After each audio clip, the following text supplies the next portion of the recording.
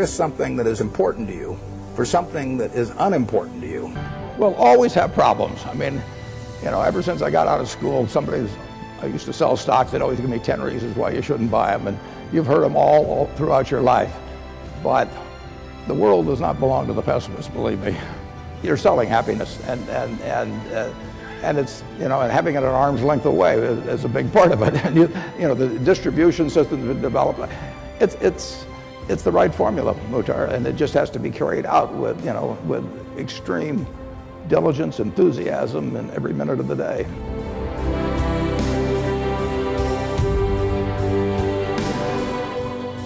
Picture Omaha in 1937. I was 7 years old, and no air conditioning, so the summers were hot and humid.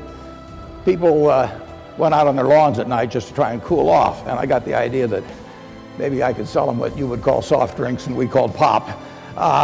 So I went around to a bunch of gas stations, and in those days every gas station had a cooler, and it had a little opener on the side and something to catch all the bottle caps. So I went around and collected all the bottle caps for weeks at these various gas stations. I collected 8,000 of them. And then I sorted them all out, and I saw that they were Coca-Cola overwhelmed everybody else.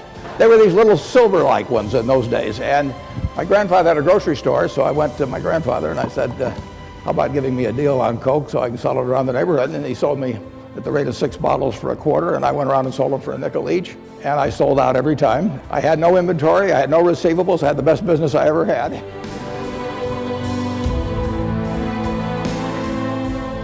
Those are low return businesses. But time is the friend of the wonderful business. It's the enemy of the lousy business. If you're in a lousy business for a long time, you're going to get a lousy result, even if you buy it cheap. If you're in a wonderful business for a long time, even if you pay a little too much going in, you're going to get a wonderful result if you stay in a long time. I like to study failure, actually. And my partner says, all I want to know is where I'll die, so I'll never go there.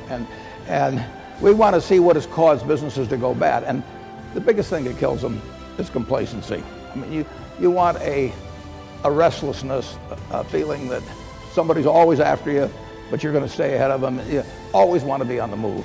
The danger would always be that you rest on your laurels.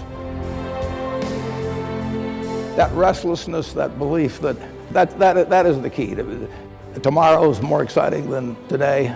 You just have to have it permeate the organization. I mean, you really want your decision making to be by looking in the mirror and saying to yourself, I'm buying 100 shares of General Motors at 55 because. And I mean, it's your responsibility if you're buying it, and there's got to be a reason. And if you can't state the reason, you shouldn't buy it. If it's because somebody told you about it at a cocktail party, not good enough, That we stick to pretty carefully. That's one of the things Ben Graham taught me.